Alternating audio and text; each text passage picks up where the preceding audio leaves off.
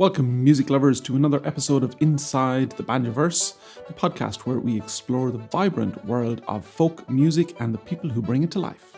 I'm Enda Scahill, and today we have a real treat in store for you. Before we get started, a big shout out to all the patrons of the podcast, and if you'd like to support this podcast, you can do so on patreon.com/Enda Scahill Banjo. Joining us on this episode is an incredibly talented banjo player whose skills and musicality have brought him to an international audience.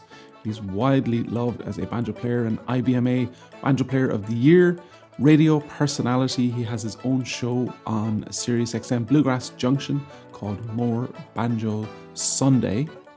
Please welcome the one and only Ned Luberecki. Hi, I'm Ned Luberecki, and welcome to Inside the Banjoverse. So we finally meet, if only virtually. Yeah. It feels like I've known you for a long time, and we've literally never shared a word until right now. Yeah. Well, glad to finally do so. You too. So where are you in the world, and what have you been up to recently? Well, I am home here in my banjo lair. As you can see, banjos on the wall. It looks familiar. Looking at you here in Nashville, Tennessee. We have this weekend off, actually, with the band, my regular touring band, the Becky Bueller Band. We're going to be headed out. Well, actually, let's see. Next week, I'll be heading sort of your direction. I'll be heading for Prague in the Czech Republic, doing a show there with Becky, and then back, and we'll play in Arkansas, and then back to Europe again. And yeah, traveling. It's the busy season finally. Yeah, because Prague and Arkansas famously are very close together. And yes, of course, and both very banjo friendly. But you're associated with a banjo maker in Prague. Am I right in thinking that? I am. I've got his. I'm holding his banjo right now. It's a guy named Rasta Chopik, who builds banjos and mandolins there in Prague, and I've known him, I think, about 10 years, and past several years. Not sure exactly, maybe 7 or 8 years. I've been playing one of his banjos, one or another of his, and yeah, it's been a lot of fun getting to sort of learn a little bit about the history of bluegrass music and sort of American roots music, really, in other countries, and specifically in Czech Republic and Slovak Republic, really quite popular over there. Okay, and how did the collaboration come about with this Czech banjo maker? Because am I right in saying there's like a Ned Luberecki range of banjos? There is. There's the Nedski model of this, and it once again we met, of all places, in Norway. Chris Jones and I was playing with Chris Jones' band back at the time, and Chris and I were teaching at a music workshop in Risør, Norway. And Rasta Chopik had come to display his instruments. He shows up at a lot of bluegrass events and will set up like, most builders will do. And I met him there and played a few of his banjos. I was really impressed with the work he had done. And then a few years, we toured in Europe a few years after that, and I kept seeing him at different events, and I really liked the instruments that he built. So finally, I asked him if he would consider building one for me to my specifications. I kind of had a few different ideas in mind, and he said, sure, we'll do it. He was here in the States actually for another reason, and took a few measurements from a couple other banjos that I have, and went back home. Then we were scheduled to play a show for him in Prague. So it was really sort of liberating to fly to Europe without an instrument, without having to go through all the trouble of taking a banjo on an airplane and then just show up. This is like my biggest brush with what it must be like to be an international celebrity is I got off an airplane in another country, went to a location, and was handed a banjo with my name on it already. Oh, I love it. Isn't the freedom of walking on a plane with just your bare hands lovely? It feels so weird. It's just such a strange experience. Now, take us. We're going to jump from the present right to the past. So, I like I said, we haven't met, and our paths have crossed so close so many times over the years. But I'm intimately, aware of your ability and your your visibility in the entire banjo world, and of course the incredible work that you're doing on SiriusXM. But where are you from, and where did the interest in the banjo come from? Let's go right back to the beginning. Yeah, sure. So I grew up in Baltimore, Maryland. So on the East Coast of the U.S., colonial city, going way back, and I got interested in the banjo back in the late 1970s is when I started playing, about 1978, 1979. And bluegrass music was actually fairly popular in around the Baltimore and Washington, D.C. area. The two cities are quite close. And it never occurred to me why until later, after I got more into the music. But of course, a lot of the folks from the rural South came to cities like Baltimore and Washington, looking for work, years ago, and they brought the music with them. So there had always been a very active bluegrass music scene in the Washington, D.C. area, and especially in around the clubs and bars in Baltimore. And I just happened to see a banjo player hired at an event for the company my mother worked for. They had hired a bluegrass band to play, and I was fascinated with the sound of the banjo. I loved the sound of it. I enjoyed watching the band play. I didn't know anything about the music. I hadn't been raised with that kind of music, but I really wanted one. And right around that same time, of course, the actor and comedian Steve Martin had several comedy albums out, and all my friends in school really liked those comedy albums. Not only were they funny, but he used some, off language, which we at that age, was sort of owning those records was really special. But Steve played banjo on a few of these records and it were just little snippets, just little short pieces that he played the banjo, and I was just fascinated by that sound of the banjo. So I asked my mother if I could learn to play. I said, "Can I get a banjo? I want to learn how to do that." And somehow she found one in a store and got it for me for Christmas. I found a guy that was giving lessons a little bit later. And it turns out there's a connection now. If you're familiar with the band Hawktail, their guitarist Jordan Tice, it was his father was my very first banjo teacher back near Annapolis, Maryland. And he got me started, gave me a set of picks, got me into it. And of course, knowing nothing about bluegrass music or anything like that, he also was the one that kind of educated me there. He would tell me that I had to go find an Earl Scruggs record, and he would make me tapes of different things. And all these tapes, I didn't know what any of them were, but it turned out it was Tony Rice and Jimmy Martin, and all of them featuring J.D. Crowe, and some of the great bluegrass banjoists. And he instilled in me very early on that I had to listen to the music that I was trying to emulate. It wasn't enough to just take these lessons and try to repeat what he had showed me. He said, "You've got to know the music. You've got to listen to it. You've got to really pay attention to these players." And of course, that led me down the path of going to record stores and finding records by Tony Trischka and Bill Keith and J.D. Crowe and Ralph Stanley. And I just started buying records and trying to listen to all of it that I could. So chronologically, and correct me if I'm wrong with bluegrass music. So get the question backwards, right? In Ireland, which is a small country, and I believe you've been to Ireland, right? I have. Yeah.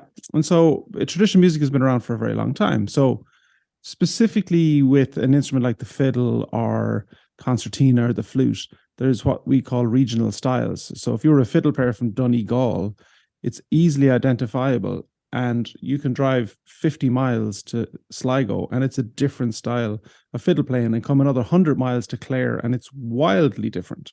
And so I'm trying to figure out, did the same kind of thing exist in bluegrass music, or was it all just happening at the same time with Earl? I mean, I'm kind of talking within a number of decades, perhaps, with Earl, and then Bill Keith and these guys that you talked about, Tony Trischka.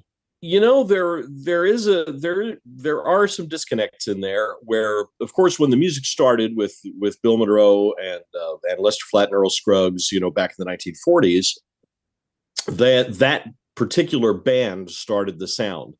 pretty quickly thereafter, some other bands started emulating that sound, and the Stanley Brothers came about. And Ralph Stanley had a different style of banjo playing. Many people refer to it as a mountain style. Of course, his style. He played three finger style like bluegrass players do, but he also played clawhammer style, which is the old time style. And so his style was influenced by that. You could definitely hear those influences there.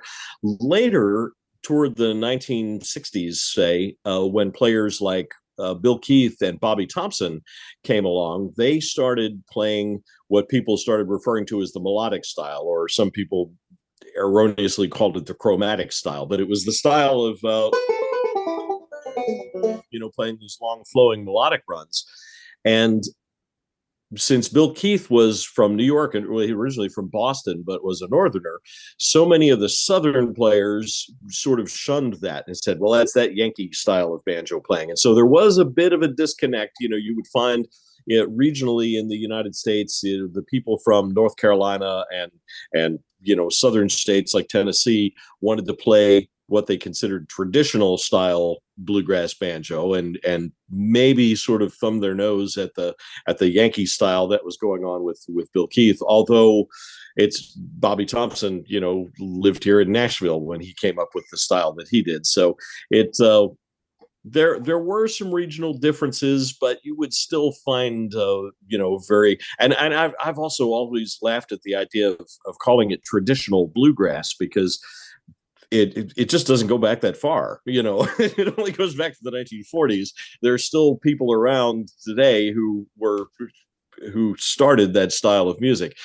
Traditions to me are just in my mind are things that go back much farther. But it is a curious thing, and it's so you will find. But once again, even still today, I think that bluegrass music is finding its regional influences in different places. Still, you'll hear many of the bands from the South, which will adhere to that sort of original bluegrass sound, the Bill Monroe Flat and Scruggs sound. Some of the bands from the North might branch out into some things a little bit different. And then Colorado, the Western bluegrass influence has really become another thing. There are so many bands from out west in, say, Colorado, or even go as far as California, that sort of the jam band thing is what I associate with that. When you think of bands like Leftover Salmon or nowadays the infamous String Dusters, I think of them as being a Colorado band. They sort of live all over the place, but I think their hearts live in the mountains. I think so. Yeah, that's fascinating. So what how do you classify yourself then as a banjo player? I just grew up loving the banjo, and so all the sounds that the banjo was capable of making, I thought were cool. And while my instructor, a guy named Bob Tice, he was feeding me Flat and Scruggs records and J.D. Crowe and saying, listen to this. And I'm glad that he did, because I think the elements of what their style was in music was playing in really good time, was keeping that groove, as opposed to some of the players that got a little more loose with that sort of thing. And I think that's a really good foundation for any kind of music. But pretty early on, I remember finding a Tony Trischka record in a record store, and I saw that it had banjos on it. I thought, well, I'll buy this. And of course, he had drums and saxophones and all. He was way outside the lines for bluegrass music. And I always jokingly say that I didn't know that I wasn't supposed to like that.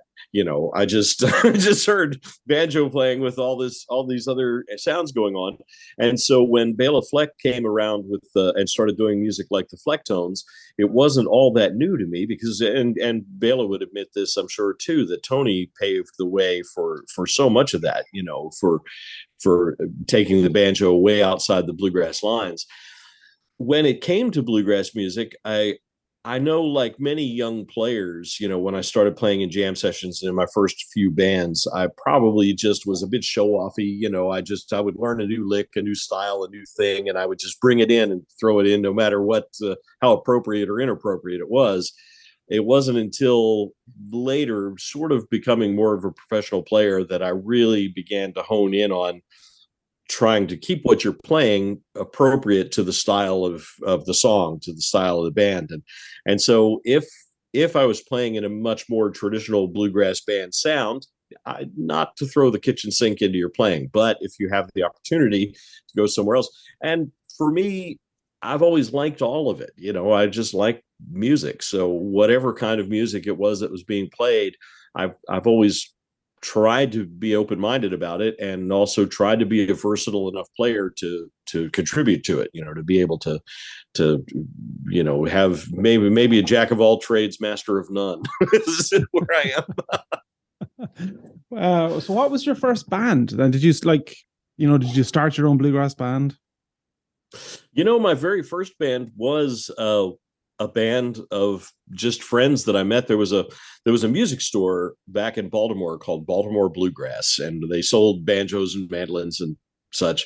I ended up working there when I was in high school. Mike Munford, the banjo player that now plays with Frank Sullivan in Dirty Kitchen, Mike worked there also. And I met some guys. They had jam sessions on Friday nights, and I met some guys there. And I had the opportunity one time. Somebody offered me, I think it was $200 to come and play this gig somewhere, and if I could put a band together. So I went and gathered up a few of the guys from the jam session there. We put the set together and played a show, which was really exciting. Not long after that, there was a sort of established local band around the Baltimore and Washington area called Grass on the Rocks. And they needed a banjo player, and they hired me. That band later morphed into a band which became called the Scahill Band, only because we had an every Thursday night gig at a pizza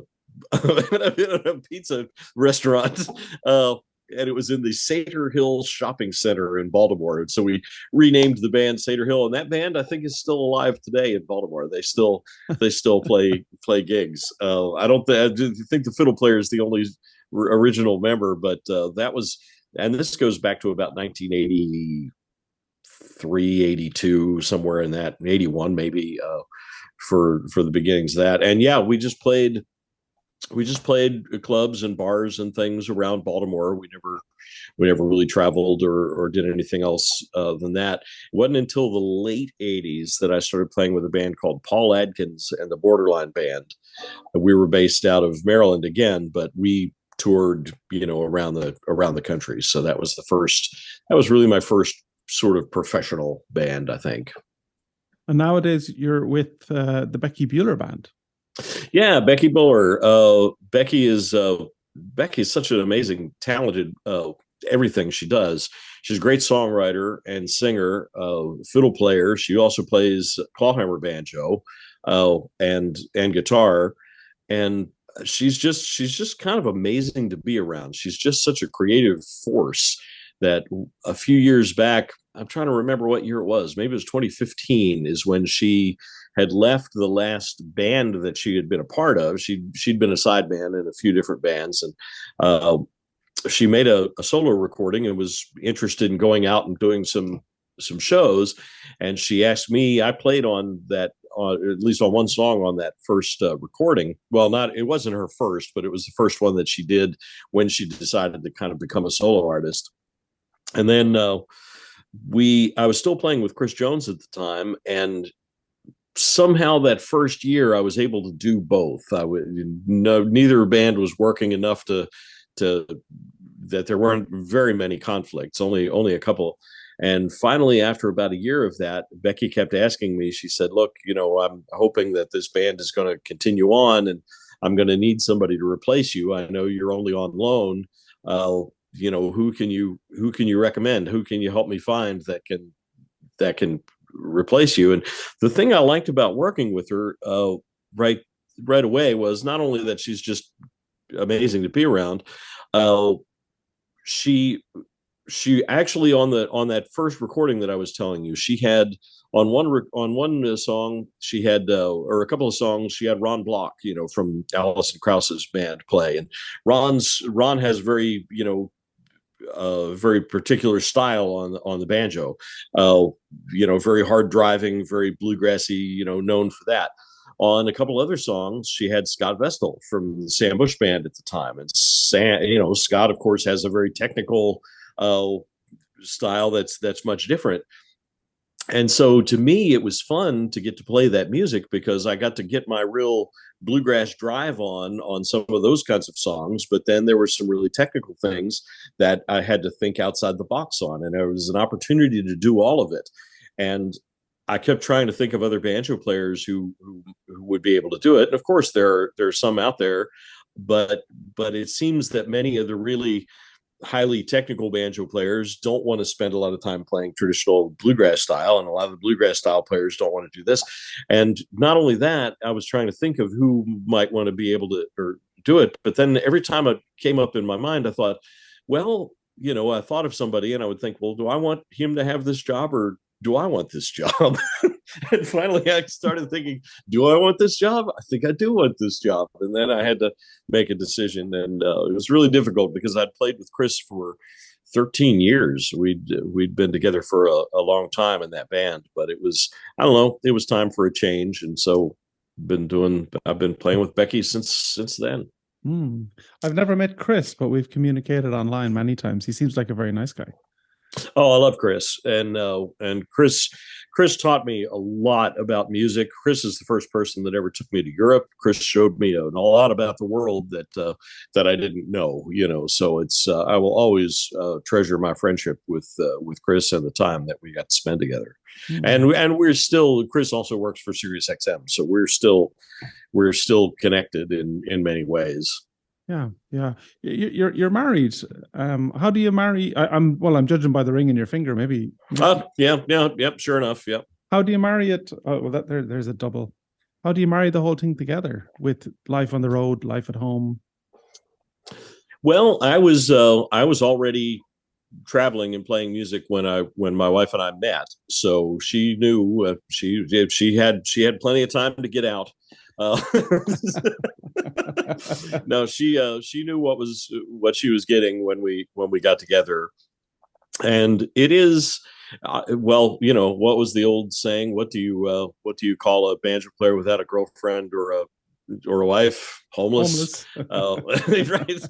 So she lucky enough, she already has things. She doesn't mind too terribly, I think, being on her own. I mean, I like any time, obviously, well, hopefully she misses me when I'm gone.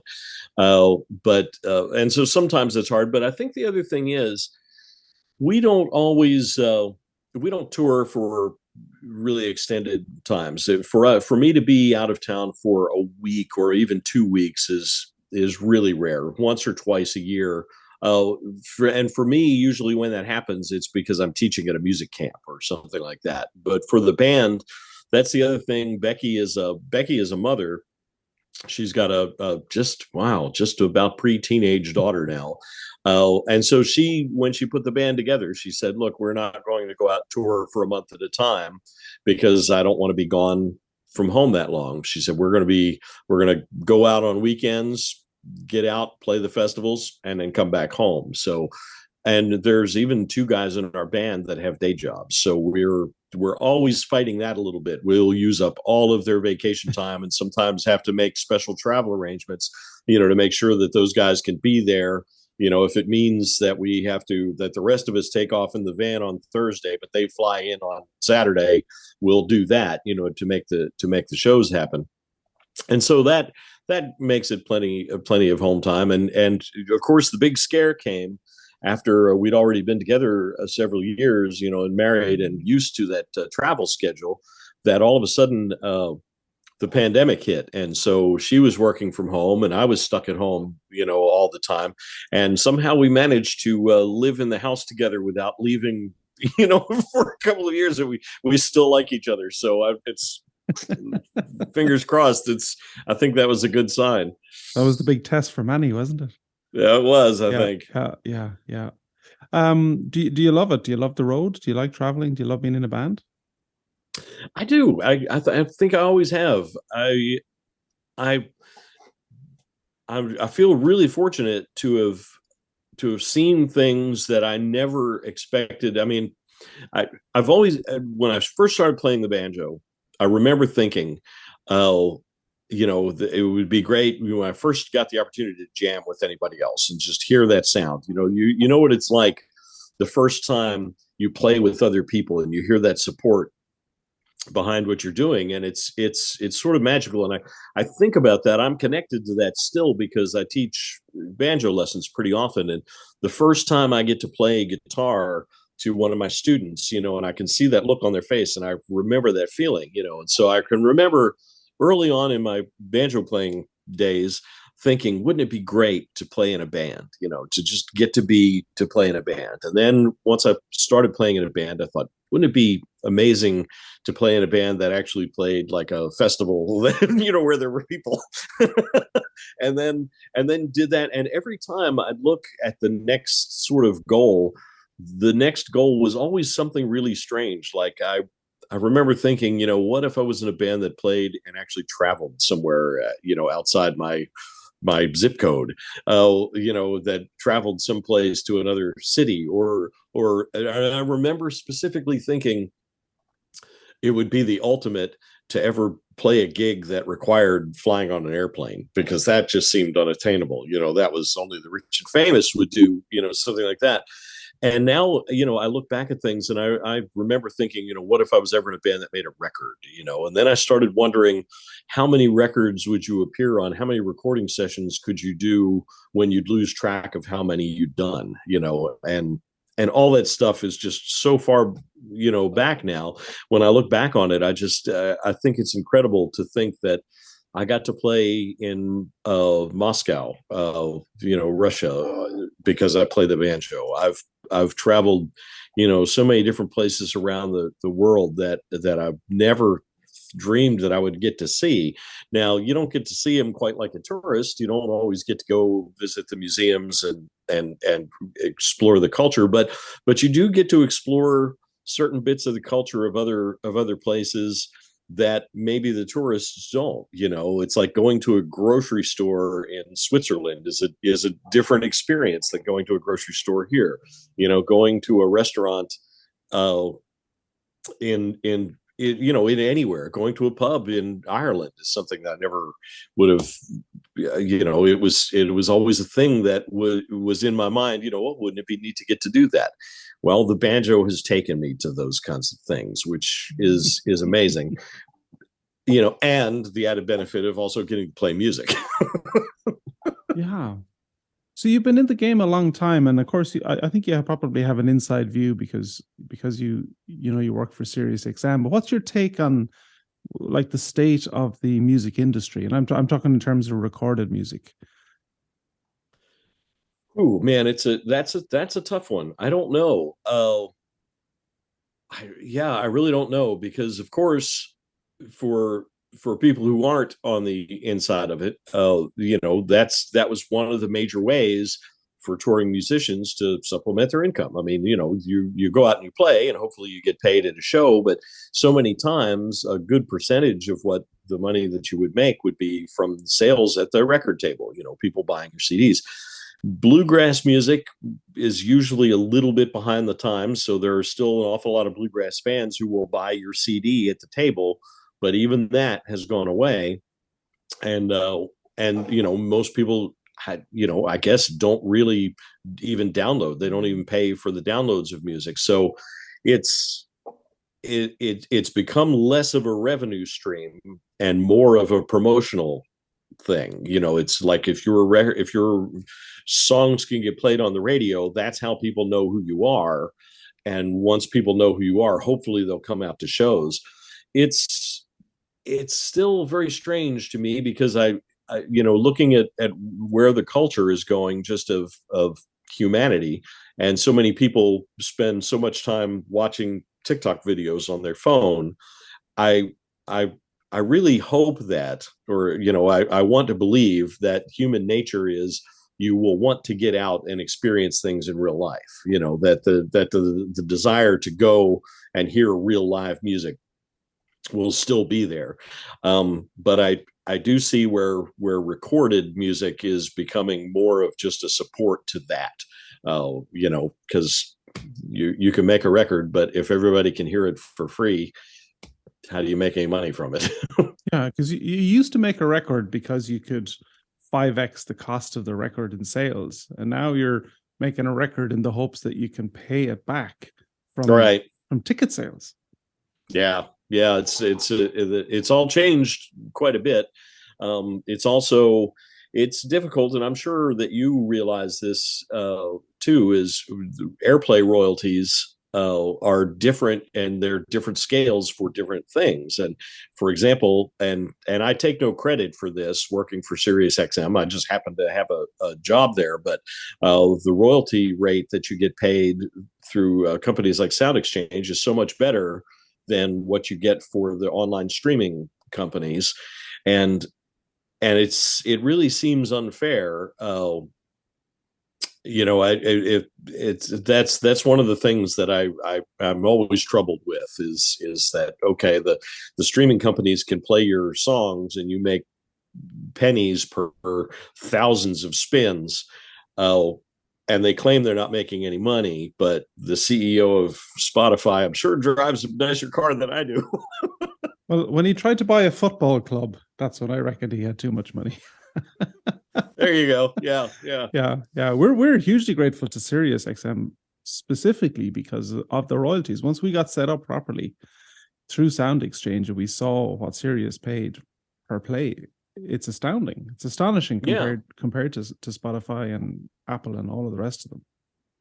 And it shows that it can be done. And I know that certain, the whole thing is over my head. I don't pretend to really understand it, but the company exists, the company stays afloat, and we're able to pay the artists, and that's I think a real plus. And again, I don't say it as a way of bragging on the company I work for. I just happen to work there. I have nothing to do with it. So it really is just I just wish the other ones, somehow it needs to be made slightly more fair. How did the Sirius gig come about? That came about because of Chris Jones. The only other thing besides playing the banjo, well, ever since I was a kid, there were only really three things I ever wanted to do: be a banjo player, be a radio broadcaster, or a Jedi Knight. Those were my three career choices. So I've nearly achieved all three now. So, trust me, there's a lightsaber not far. I could use the Force and have it here in a moment. A good day for it, because today is May the 4th. So there you go. That's right. I know that's May the 4th be with you.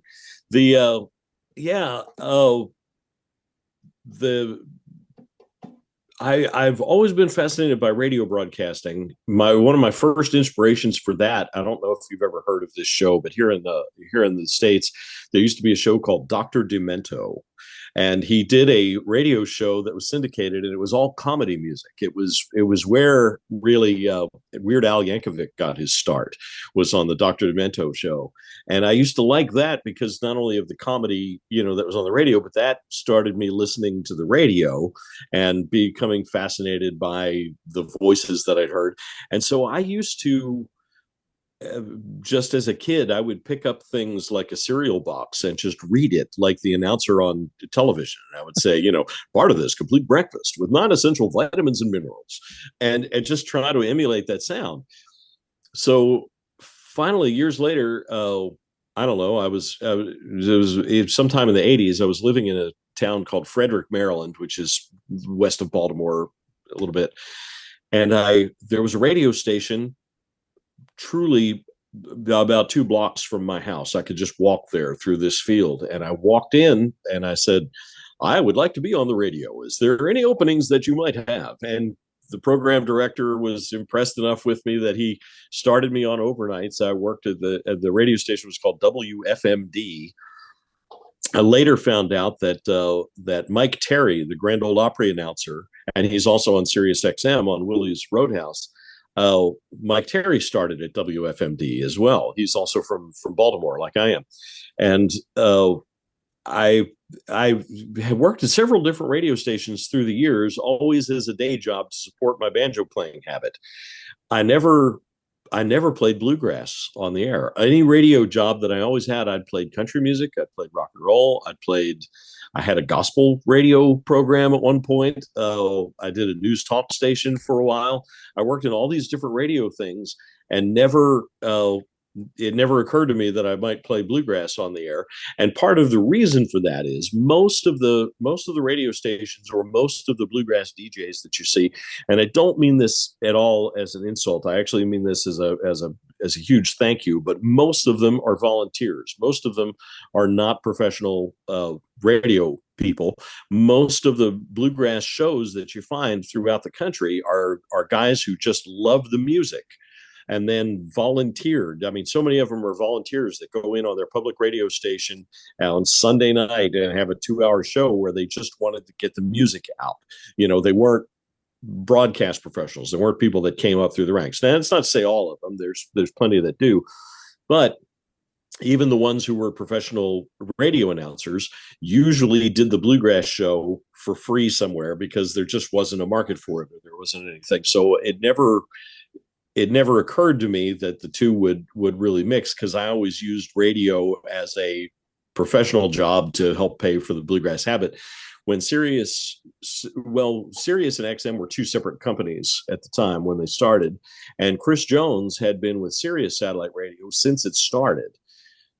When one of the other guys on the channel was going to take a week off for vacation, Chris knew that I had a radio background, and he suggested that I fill in, and that was my first time on the air, and that was in 2004, maybe 2003, somewhere around then.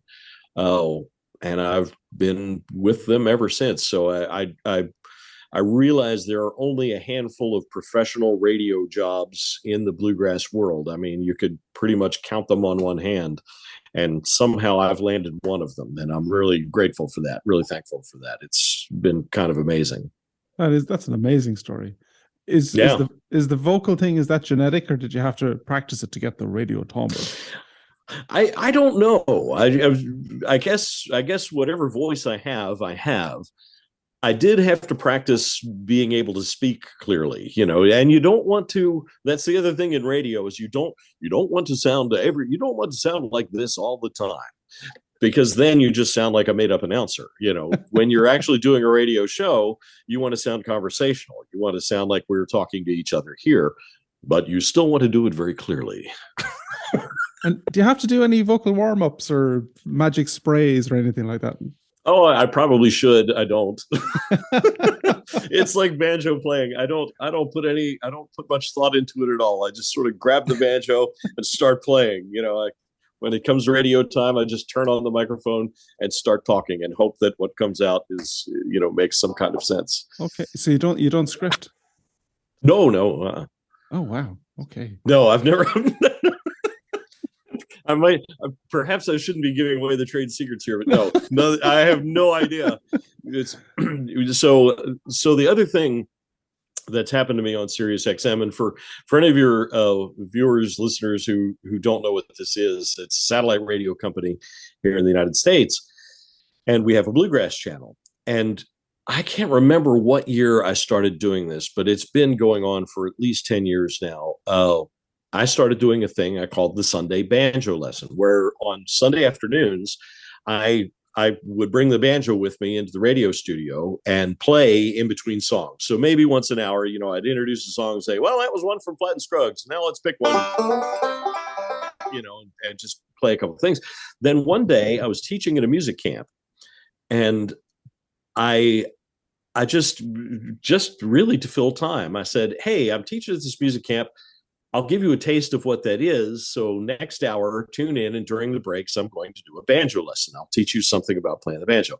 And of course, it wasn't meant to be a real banjo lesson, but it was meant to be, if you didn't know anything about playing the banjo, here are some of the basics. You wear 3 finger picks. The banjo's tuned to a chord. You play a couple of these things like this. And so many people wrote in after that and said, oh, we listened. Hey, do it again. So I said, next month, every Sunday at 3:00, I will do the banjo lesson. Tune in for it. And 10 or 12 years later now, it's been just such an amazingly huge thing. And I hear from people all the time that tell me, hey, I really love when you do the banjo lesson on the air. And again, for anybody that's not heard it, it's not like we sit down for an hour and I try to actually teach you something. It's just during the 4 voice breaks during the hour, I will go over some kind of concept of banjo playing. Like, today we're going to talk about how to make chords. There's really 3 different ways to make a major chord on the banjo. And if you hold this one and you do this one and you do this one, and I'll just sort of explain a little bit. And people will, whether they play banjo or not, they tell me, hey, I listen every week and you always make it sound so interesting and sound fun. Here's the really humbling part is people have come up to me and said, you've made it sound so easy, I decided to learn how to play. And I was teaching at a music camp in West Virginia, asking the beginners what got them into playing banjo. And one guy sat down and he said, I listen to you every week. And he said, I found out you were going to be here, so I bought this banjo and here I am, and it's surprising, the effect that you can have on somebody just from being a nerd that sits in a room and talks into a radio microphone, and it's this room. Here's the microphone that I've been talking to. This is where the radio show happens. And so it does make you think sometimes when you're sitting down to do the show, you think, well, people actually are listening. People are listening, and it matters to people. Just like playing music matters to people. Sometimes I know as a musician, you feel like you sometimes you do all this work, you struggle, you focus on some technique, you focus on learning something, you focus on being able to do it, and then you just think, I'm killing myself for no reason here. Where's the reward? What's the payoff? But it does matter to somebody. Somebody hears your music and it changes them. Somebody really needed to hear that thing that you worked on, and it always humbles me to remember that what we do in any of those places, has value to people, and I'm grateful that we have an opportunity to do it. Nice. Do you struggle with, we'll say, self-doubt, inner critic, in terms of being a musician, in terms of practicing, in terms of, I wish I could do this better, or walking out on stage and going, oh, that was a car crash of a banjo solo? I mean, how do you cope with all of that? Because I don't think anyone is immune to those thoughts, right? Oh yeah, no, of course, that's just general life. Like anybody else, there are good days and there are bad days. And the surprise to me is, and maybe some of this just comes with maturity, with just having done it for so long, and it also comes with, nowadays you're so much more likely to be recorded. You'll find on YouTube a snippet, or somebody will post on Facebook a piece of a performance that you were involved in that, this didn't happen 40 years ago. No, you didn't find the evidence of what you had done.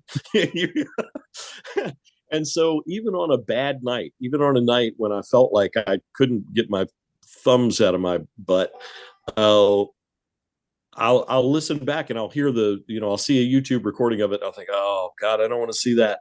And it won't be that bad. It's never as bad as you thought it was. There's always a certain level that, you're trying to achieve, and there's a certain level of what everybody is actually hearing. And then, the level of acceptability might be far lower than that, so you can beat yourself up. You can always be your own worst critic.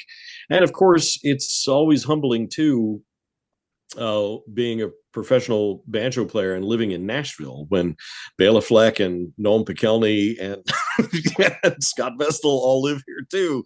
And especially now some of the younger players like Nikolai Margulis and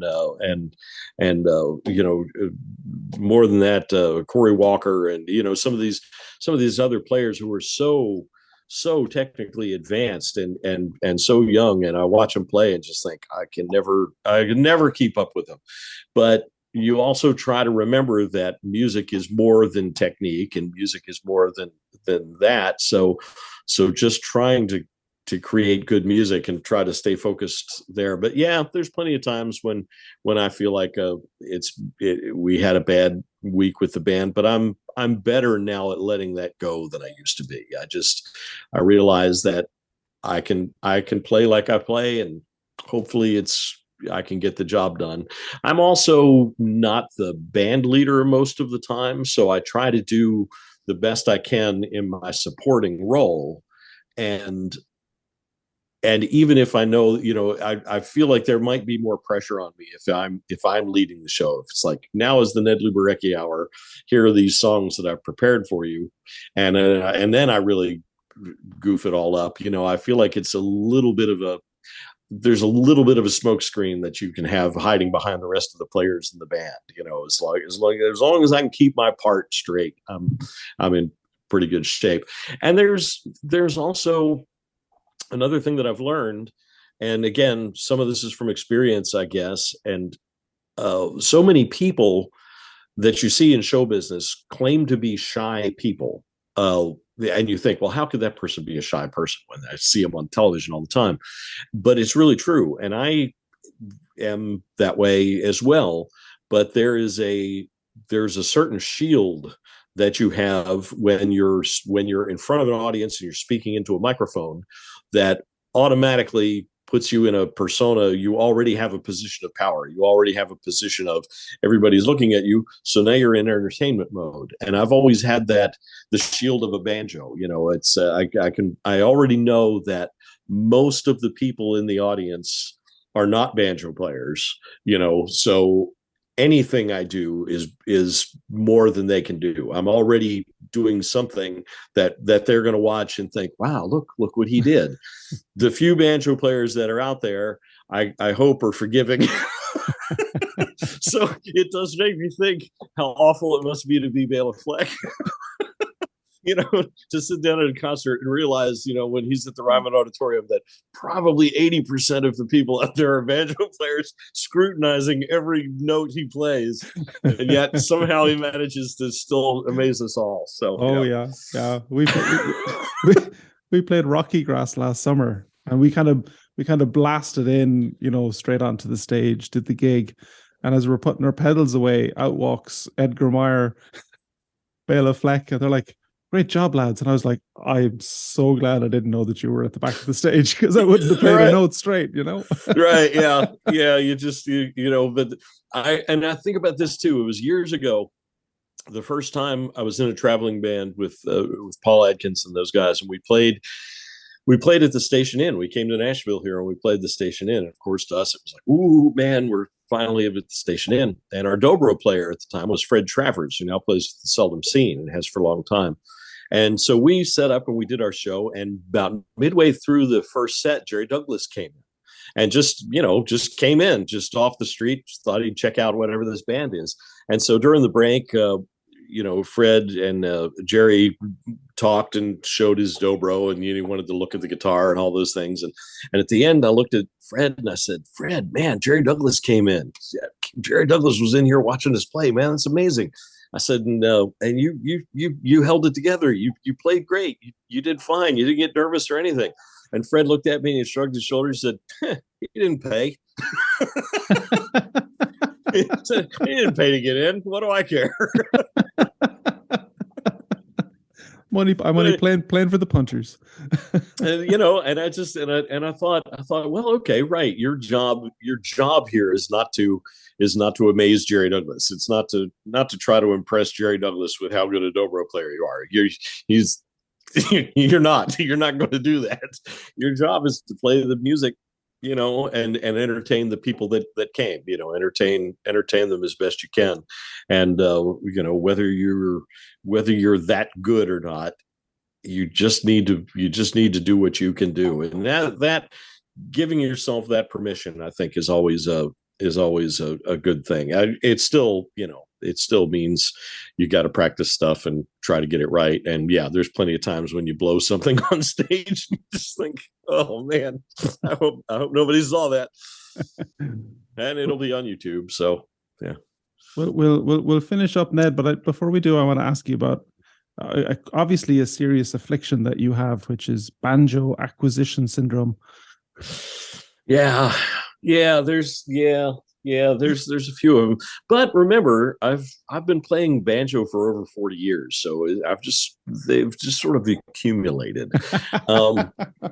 Yeah, I'm not a collector in the sense of some. I mean, I know some collectors who are collectors of pre-war instruments, and they have several. And I do have one old pre-war Gibson banjo that I love. And I have my Tropic here that they made.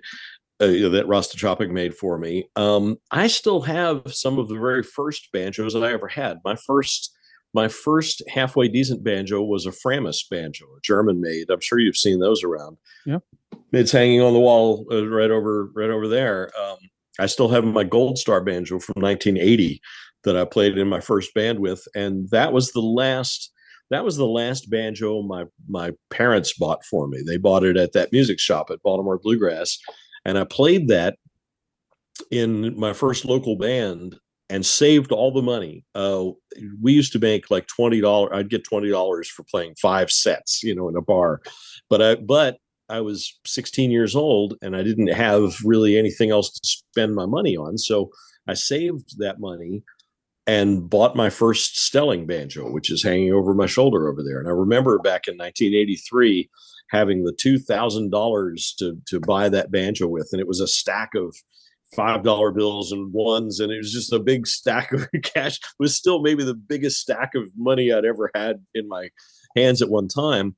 But it was playing that first Gold Star banjo earned me the money to buy that Stelling banjo, and I played that Stelling banjo until I earned the money to buy whatever the next one was. And then through the years, whatever other banjo that was, a couple of them have been like endorsement banjos that maybe somebody has given you or done that. But I kind of look at it as still, I earned those somehow through playing music. And so some of them just have sentimental value. Some of them are just, I could never get rid of my old Gold Star because it's still a great banjo.